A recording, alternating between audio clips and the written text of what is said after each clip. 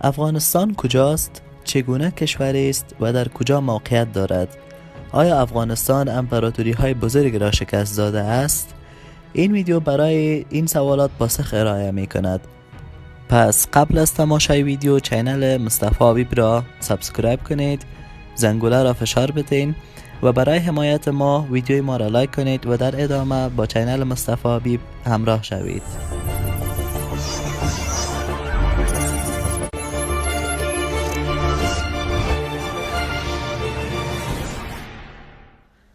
افغانستان کجاست و چگونه کشوری است؟